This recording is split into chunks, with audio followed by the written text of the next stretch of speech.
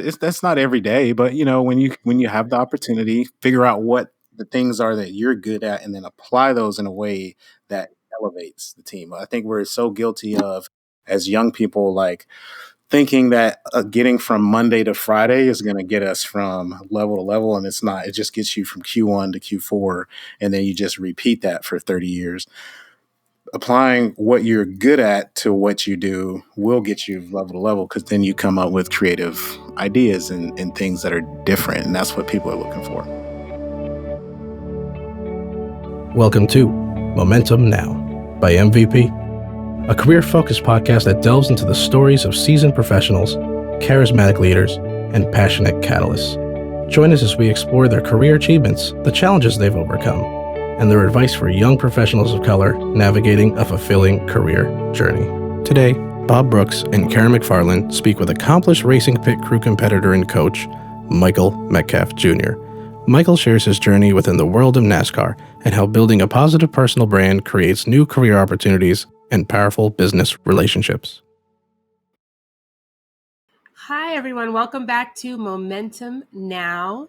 We are joined by my co-host, Bob Brooks. Hi, Bob. Hey, Karen. I hope you're having a great day. I am, now that I'm with you. I love it. And our special guest, Mike Metcalf. He is the co-founder of Deck Leadership, but he has a very storied career, which he's going to tell us all about. He started off as a football athlete, but then also entered NASCAR and has this really cool experience in the pit crews, which he's transformed into this business called Deck Leadership, which I think you started 5 years ago. So welcome, Mike, to the show Momentum Now. And I just wanted to kick it off with you telling us a little bit about yourself in Deck, because you're going to tell your story the best. So Karen, Bob, thanks for having me. It's an honor to be here.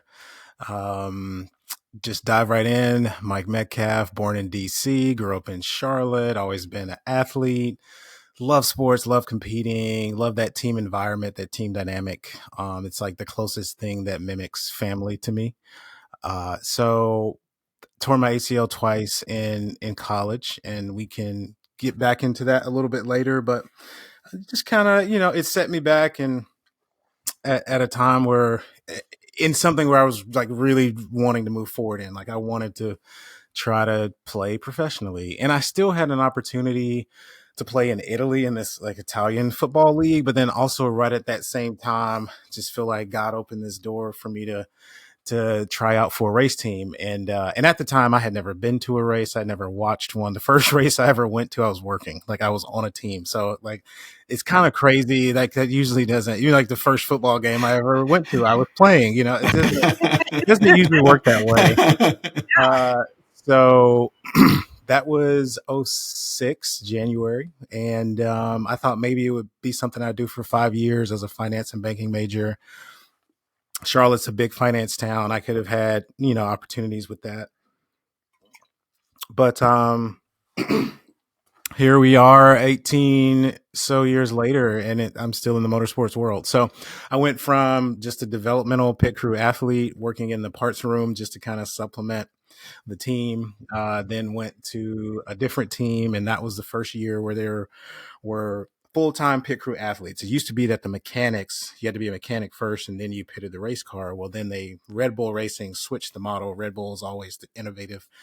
And we were just full-time athletes and doing pit crew. And that's the model now. That's what everyone does. And so since I was kind of early in on that, I just had a lot more time to learn different positions and things like that. And so that kind of moved me, along with my business partner and teammate at the time, Sean, to another team in which we started coaching and training other pit crews, kind of like in the minors. So like the Truck Series, Xfinity Series, and those teams were doing well. So then Chip Ganassi Racing called us to take over their program, which was outside of the top 25. And then we were able to get to the top of the board in a few years. And then people just started asking, how did y'all do this? These are the same guys, the same team. Like, why are you so fast all of a sudden? Like, what happened? I wish there was a book about it. I wish you could come speak to our company about it. And so we threw some what was very awful presentations at the time together to go speak to those companies. Like, yeah, we would love to. You want to hear what we have to say? We would love to share it. So It was an opportunity to speak at the NFL Combine that really kind of like thrust us into that space. And so we just kept building our message and refining it. And now we've, Sean and I were Pick Crew champions as competitors in '08, and we're 22. A couple years ago, Pick Crew champions as coaches. And so we're one of the few that have ever done that. And so, and then when we started at Ganassi Racing, our pit crew was 30 white guys and me. And now Mm. it's the most diverse thing NASCAR has ever seen, racially all over the place. Two female tire changers developing. And so I think I'm proud of like all of it, right? Personal Wow. accomplishments, Yeah. things that we got to do as teams to win championships, but then also just to be able to walk in and look at what the team looks like versus when it was when I started, 10 years ago. Speaks to like, if we can do this in NASCAR, we can do it anywhere, so it gives me hope that, the work that you're doing, the work that when what boardrooms are going to look like 10, 15, 20 years from now, like it's definitely doable. Fantastic. Mike, there's several books I've read about becoming a high performer, and one of the readings was how athletes practice 70, 80, 90% of the time and perform, 10, 20% of the time. And in business, we don't see that same model. We see performance and less practicing, less refinement of skill set, less um, rehearsals, etc. Is there anything that you learned as an athlete, or either on the field or in NASCAR, that you think needs to be applied to day-to-day business? Are there tips and tricks and things that you've done to ascend in your career that are worth highlighting today? Three things kind of jump out at me. One is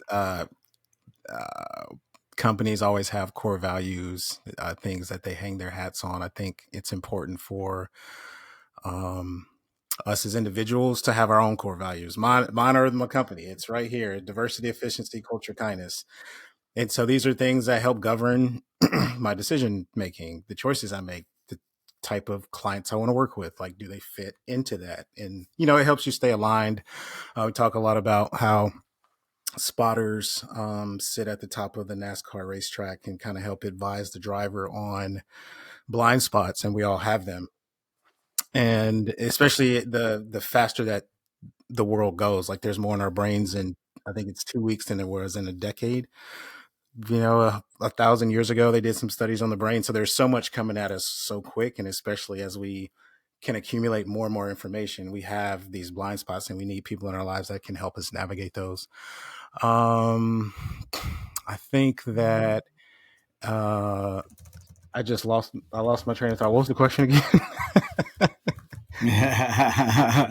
Lessons that you've learned as an athlete and being part of NASCAR, and refining processes to create high performing teams, That's right. That's right. and I got it. how there's so much practice. Right.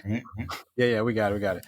Another thing is to function in seasons. So it is common for sports to have an off season, to have a preseason, to have a season, to have playoffs, right?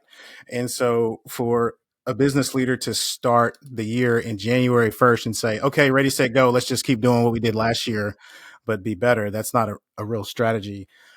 If there can be like there's no team in the NFL, NBA that's not going to have a preseason like meeting to like kick the year off. Like there should be some sort of strategy objective with the calendar year or season that helps us get into the mindset of like, okay, we've had a little bit of a downtime. Now it's time to go. And then we ramp up to whatever our busy season is or our most important project, but we can't just be in the gas all the time.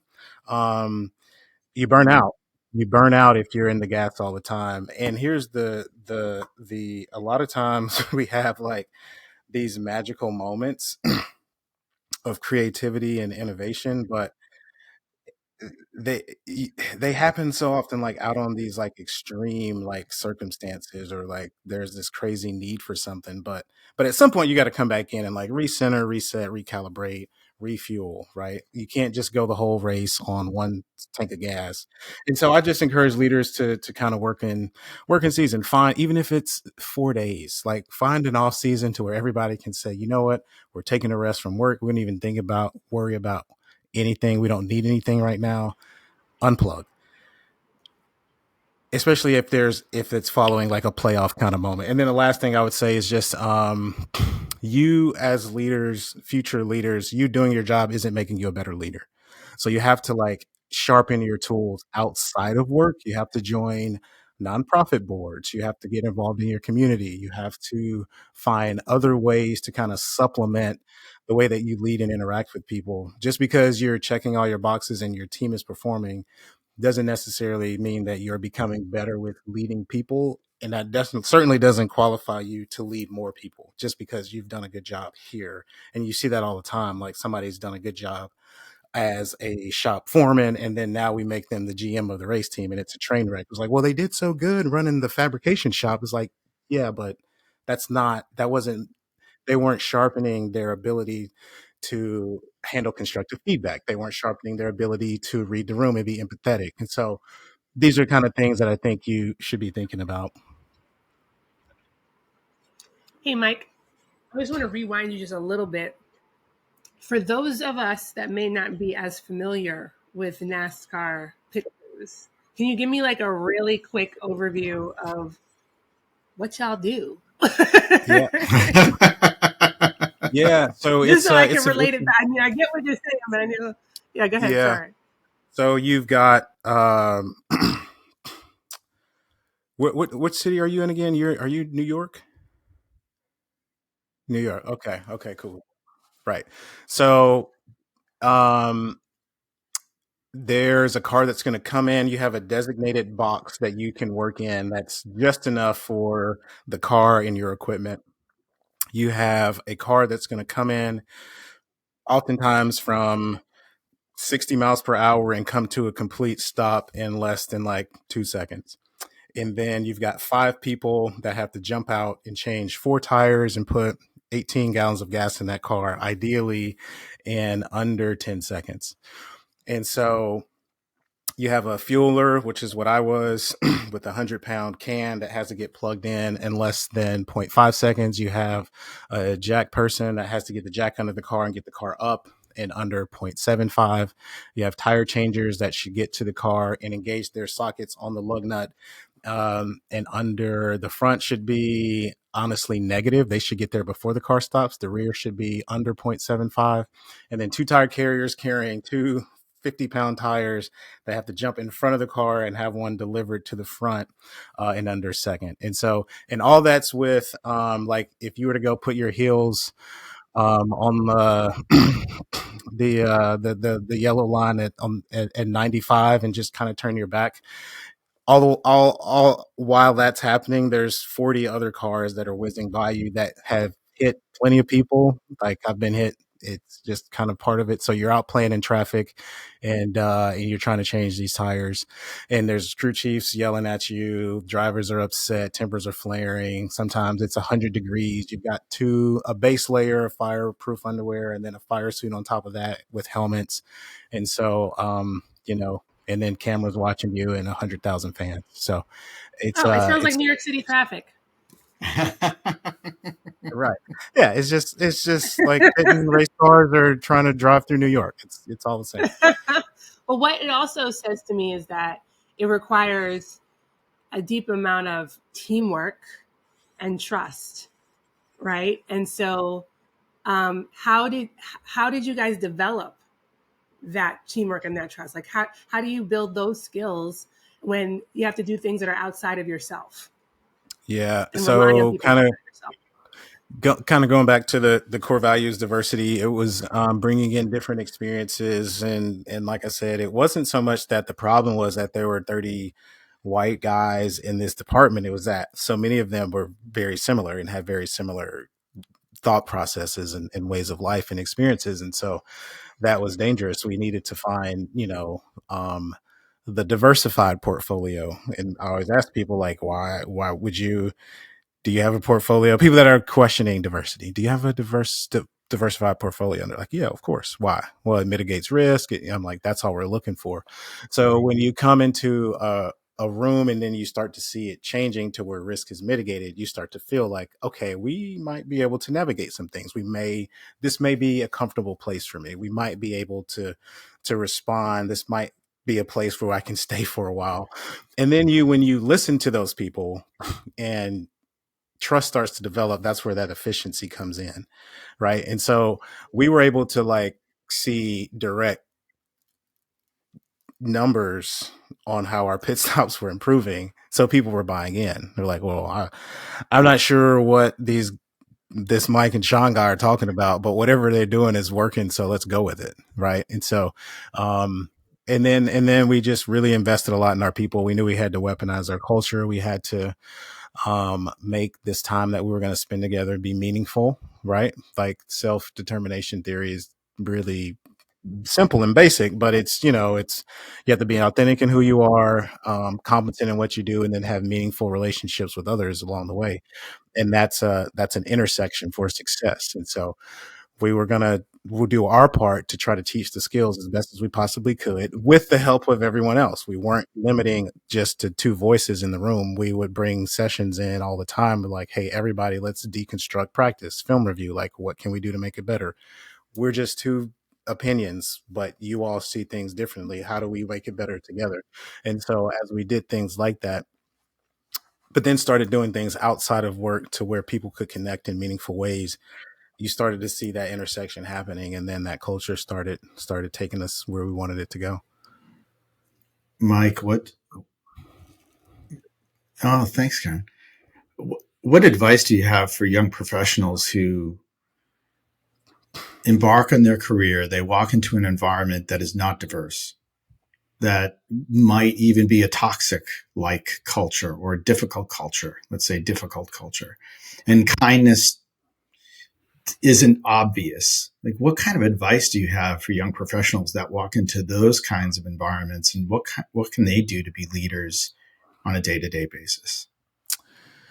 Yeah, that first of all, buckle up, because you're going to have to, right? That's just the landscape of it. Is the first thing is just to, I mean, as I was getting started doing this recently, I had all kind of people. I just ran into one of them a couple, not last month, a buddy of mine from college, when I was telling him what I was going to do.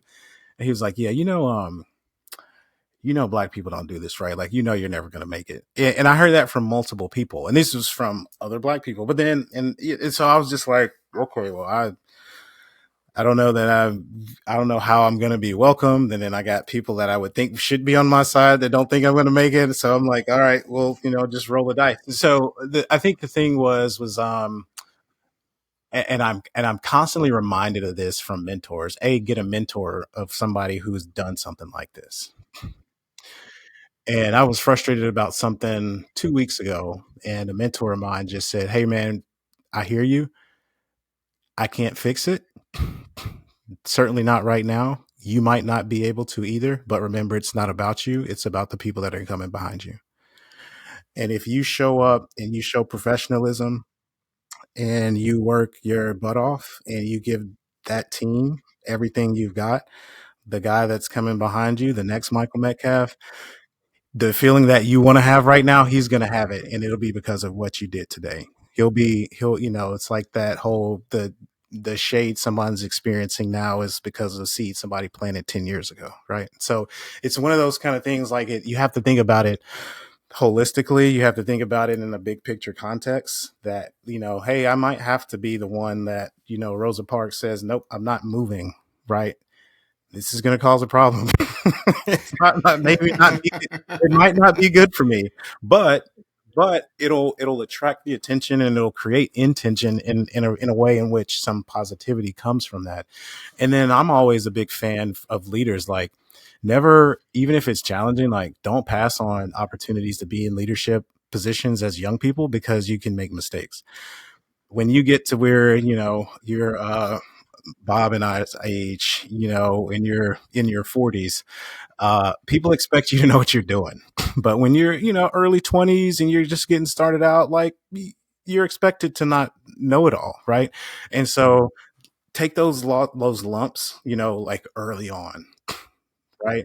And so by the time you get into your late 30s and 40s, you kind of, you've got something under your belt. And be a sponge. I You're over 50, you expect to know everything? no, no, no, no, no, no, no.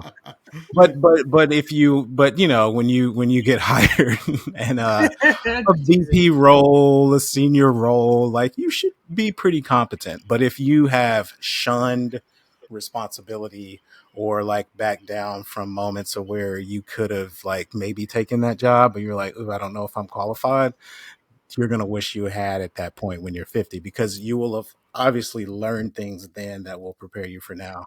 And be a sponge. Like I always tell young people too, um, during lunch or break times or whatever it is, whatever they're when their moment, like the water cooler conversations, like when you're running into people that are doing jobs that are different than yours or maybe more senior than yours or supplementary to yours, ask them questions and just see, hey, I'm like, hey, I'm going to take a day off, like a day next week. Can I just like shadow you?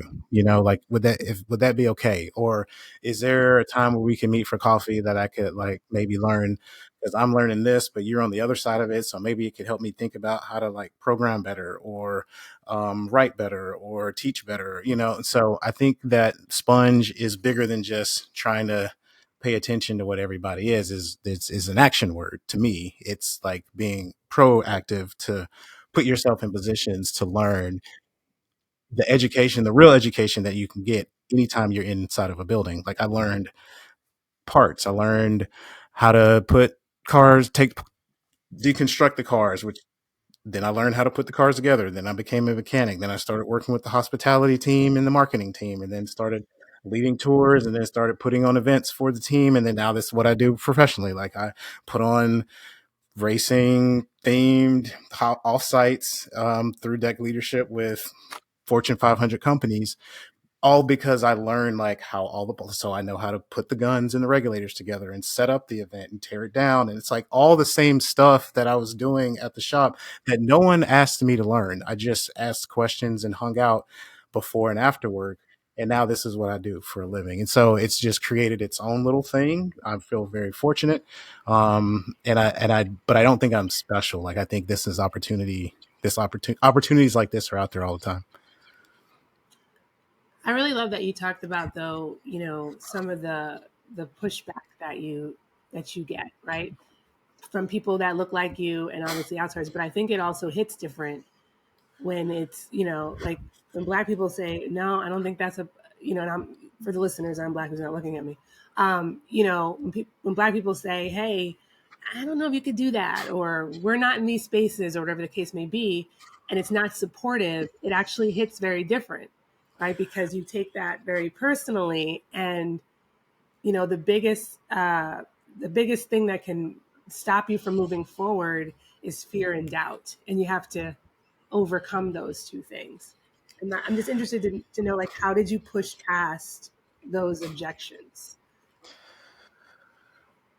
Yeah, I'm not really sure. I mean, some days I'm like, I'm not sure how I kept going or why I did. Or, I mean, I thought I would just do it for a few years, but I know that I was able to gravitate towards, a guy like Sean, and we're still working together, find allies within the team. I stayed very curious. That's what led me to the different departments. And here's one thing that I will say. Even in like a NASCAR where I was like treading lightly, and then I mean, I'll even say this: like the first race I went to in which I was working, there was another Black guy from another team. It was not very many at the time. I mean, maybe 4 or 5 in the Cup Series garage, and that's out of probably like 500 people. So he was like, "Hey, come here," like, "Hey man, I saw a new chocolate face running around here. I had to say something." He was like, "Man, be careful what you say. There's a lot of people that do not want us here." He was like, "Don't talk to people. Like, if less is not about work, be about your business, getting to work early. stay late, and then don't say it would just work hard. But to his point, younger people, if you are like thirsty to learn and to work hard, people will give you opportunities, because it's rare that people will go like above and beyond what the job title is asking you to do. Like, I don't care what color you are, race, age. Like, if you show up and you're like, hey, I want to learn, I want to grow, I want to like put work on me, like if it's extra, that like I don't mind. That kind of attitude is desirable, is will be compensated, will be promoted, because that is rare. So um I think for whatever reason, I ended up being one of those kind of people that was just kind of hungry and curious about it all, and people just kept me around. So it kind of worked out.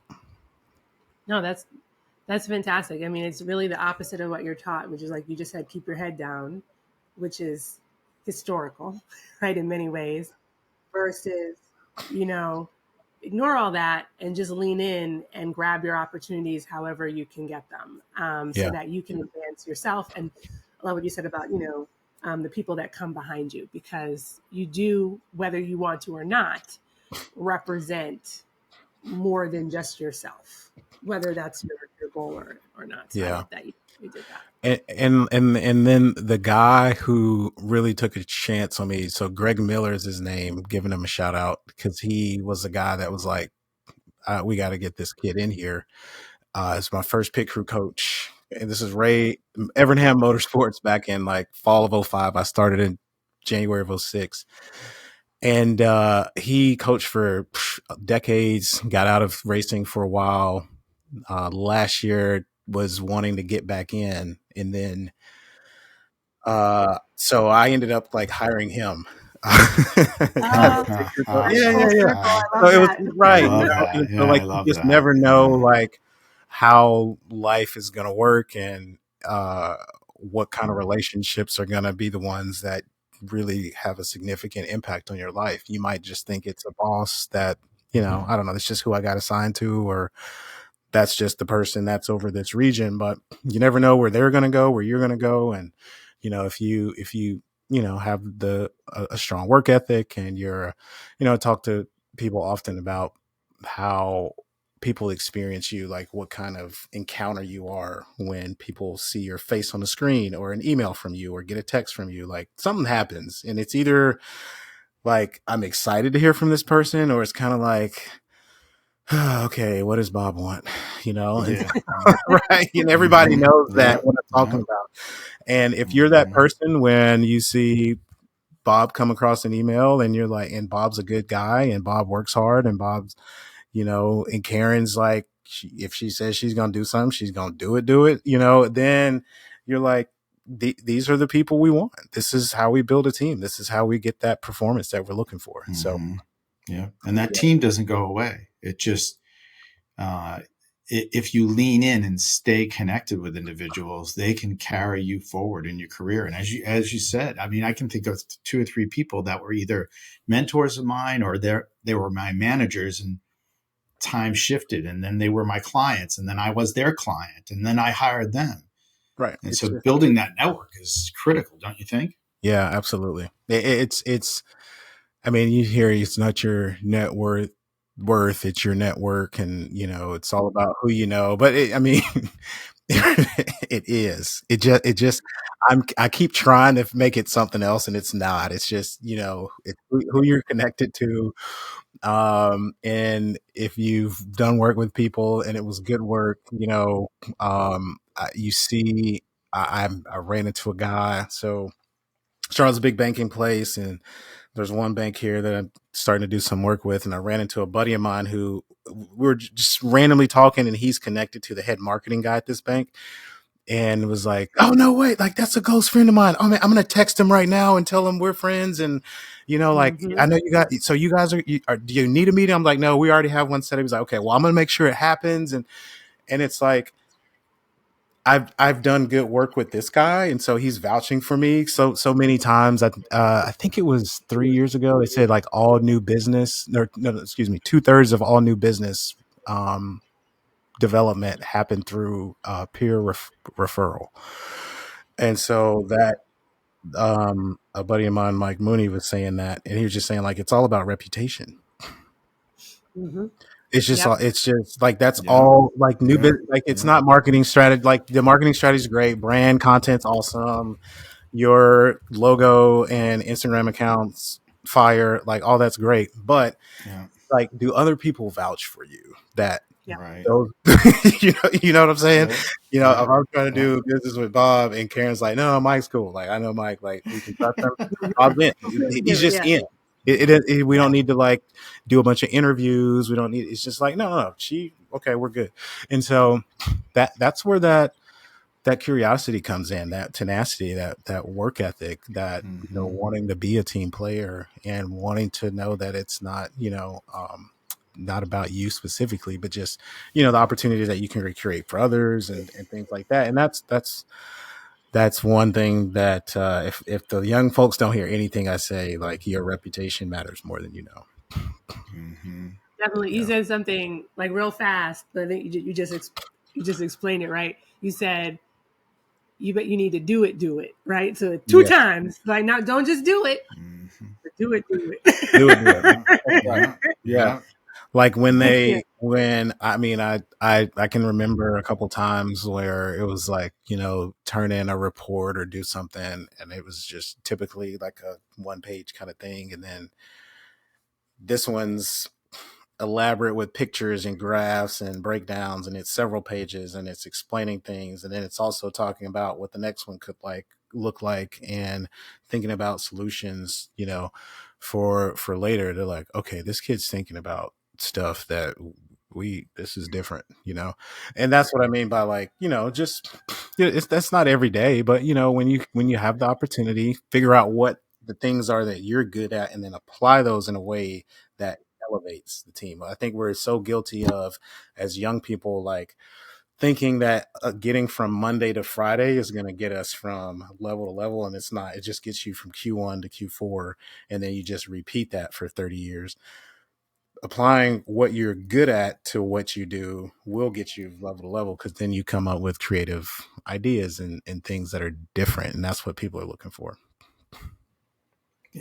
Within your core values, which I'm a big believer, and I know Karen is as well, to define your core values, believe them, recite them, live them.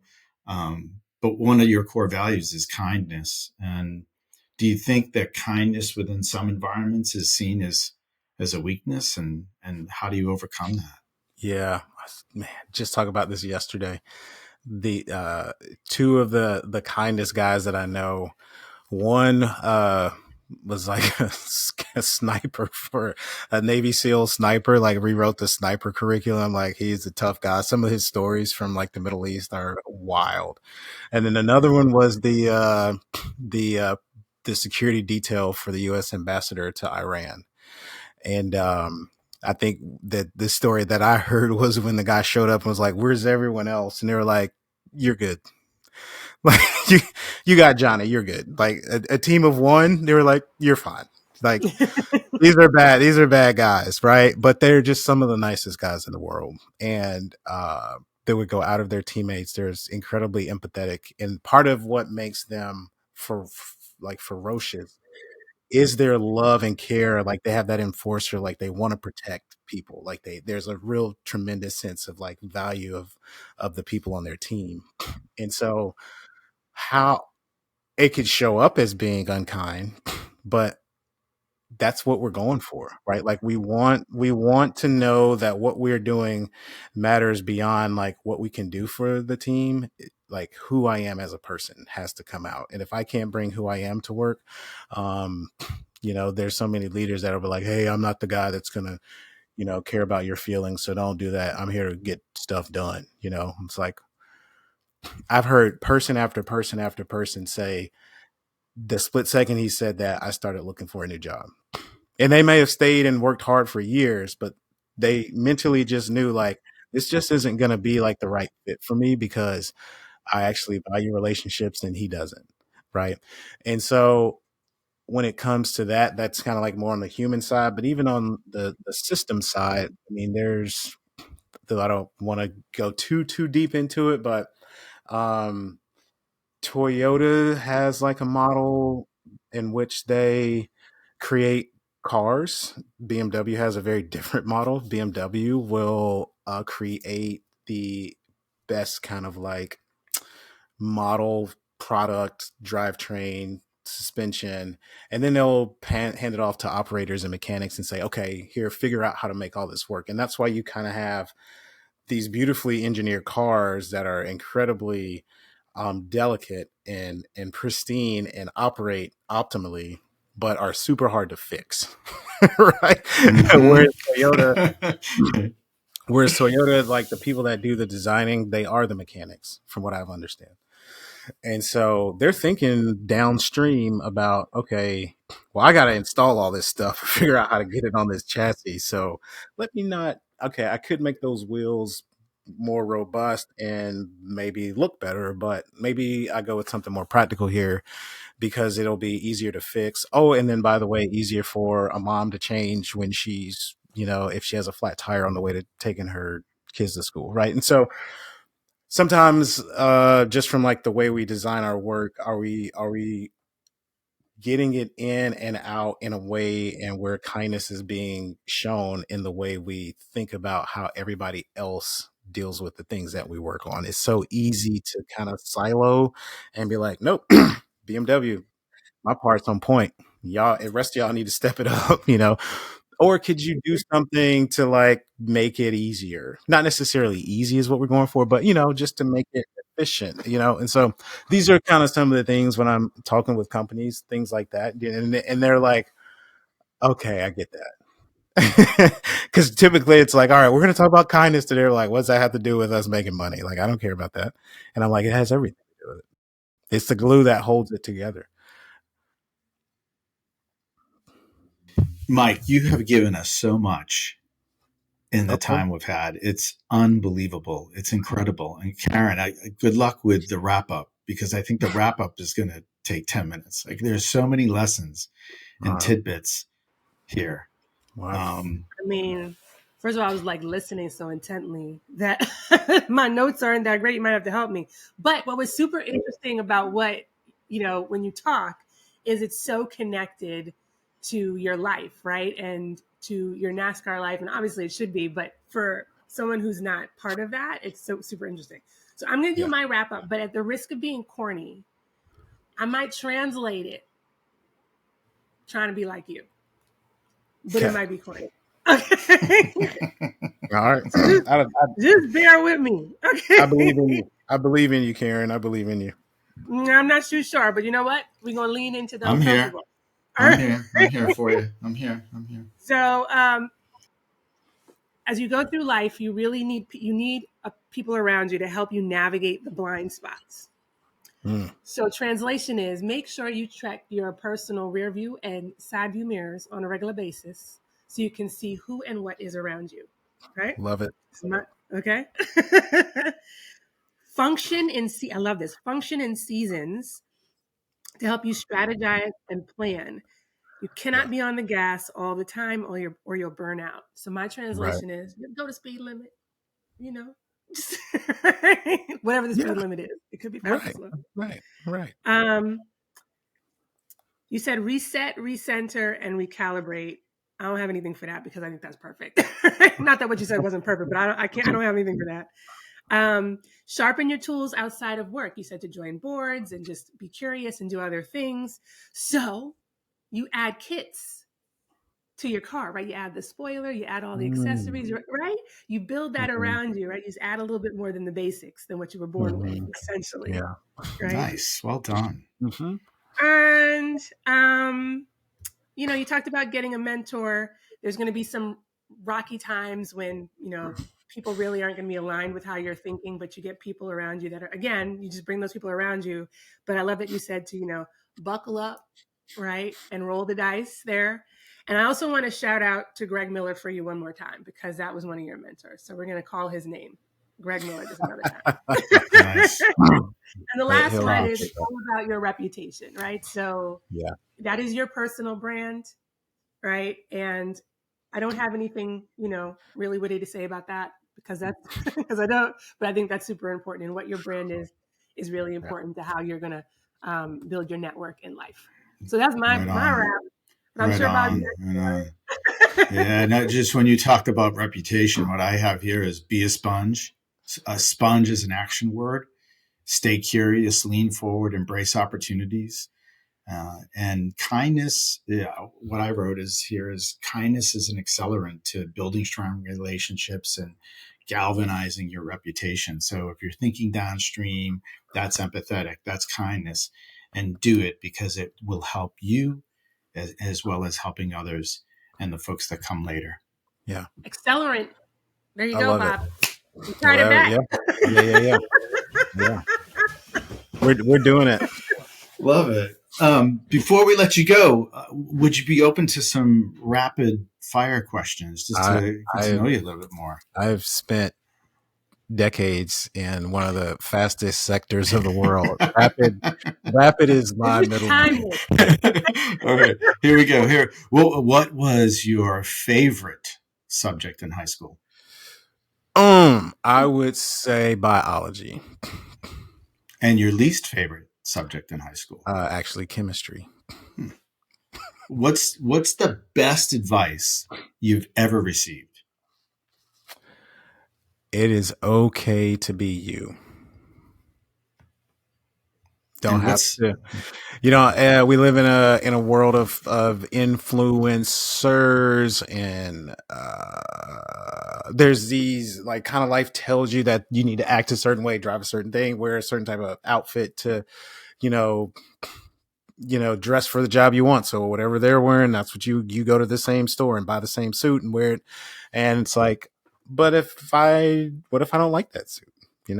That's okay, right? Like the world is not looking for like you per se, it's for what's inside of you, what's unique to all of us. Like our skin is like, I think Sean and I were doing research, it's like like I think our DNA is like for like different races is like 0.000171 different, and that's like where it comes to like pigmentation and different things like that. So like externally we're very very very very very close, internally we're all different, and it's okay for that stuff to come out. Mm-hmm. I love that. Have you ever had or received or heard advice that you didn't think was very good? What's the worst advice you've heard? The worst advice. Oh man, I feel like I just like every day at the race shop. This is actually not answering the question, but it's funny, so I'm gonna go this way. But we were once speaking to a group of kids, and so the thing in NASCAR racing in F1, IndyCar, all of it. If you're not cheating, you're not trying. So like we're all we're all looking at the rule book all the time and trying to find gray areas to like exploit it, because that's where you're gonna get your best advantages. So we're speaking to some elementary students, and they're asking us questions, and one of them is like, do you guys ever cheat? And one of the guys is like, oh yeah, absolutely, all the time. I mean, if you're not cheating, like how are you ever going to win anything in life? And so so so not wrong in the racing context, but just maybe not the message that you want to send to some fifth graders. So Nice, that wasn't great. nice. That guy was a phenomenal tire changer. He's just not the best. Didn't read the room. Didn't read the room. What's your greatest superpower? Greatest superpower. I seem to be able to like. I mean, I don't know if it's like me patting myself back, but I feel like I can talk to anybody. Like I just anywhere I travel, my wife, she's like, oh yeah, where I'm going. I forget where next week to LA. Oh, tell me about your new best friend. Who'd you meet this time? And so I don't know. I just like I don't know if I have a friendly face. Maybe it's that I don't have hair and I look approachable. I'm not sure, but yeah, I just think being able to connect, like in a meaningful way, not just like, hey, how you doing? How's your day? Okay, cool. Mm-hmm. But like, Yeah. like actually, when I say how's your day, I actually want to know. What's your greatest weakness and how do you navigate that? Yeah, I am working on it, but I tend to like overcommit and not say no enough to like things, and then I'm like, why am I doing this? I'm stuck here. It's midnight, and I'm like, I should be home with my kids, and so I'm doing a better job of just managing my schedule, saying yes to the things that I'm really like. I was really excited to do this today, like genuinely, like I've been looking forward to it. Thank you. Um, there have been other things where I'm like, can't wait to hit the leave button, and so and so saying no to the things where I think I might be excited to hit the leave button, and I think that's helping me. The final question here: what's your why? Why do you do what you do? I like, for me, 2020 was a chance to kind of get out a lot of feelings and thoughts that I've been carrying with me since I was younger. Just with like how nasty people can be to each other. And then, not to get to too much details because I won't make it through it, but I lost my next door neighbor and close friend when I was 6 to a car accident right in front of our house. And so like we were all playing, and 1 minute we're there, and then the next minute she's gone, right? And so I've known since 6 that like life is precious. And when you have opportunities to impact people positively, you should. So I think just her name was Crystal Covington, and just trying to keep her spirit with me, I think has always kind of carried me. And then, just trying to make the world a fun place to be. Well, thank you for making today fun and meaningful and high impact. You're an incredible person, and I know that Karen does too, feel blessed that you're here today and have been able to crystallize so many lessons in such a condensed period of time. Thank you. Thanks for having me. Appreciate it. Thanks, Bob. Thanks, Karen. Thank you. And just so you know, I had been thinking about attending a NASCAR event, like for the past 2 years. And I was like, Okay. am I really going to this is like my thing? I should have this experience. Well, guess what? Now I totally have to go, because you gave me a whole different and the behind the scenes. So now I need to go see it for real. So thank you. Absolutely. Well, let me stay in touch. You know how to get a hold of me, so let me know which one you want to go to. We can meet there, or at least I might need some guidance, okay? Because I'm a newbie. So not my first rodeo. But thank you so much for this. It was so much fun. Absolutely.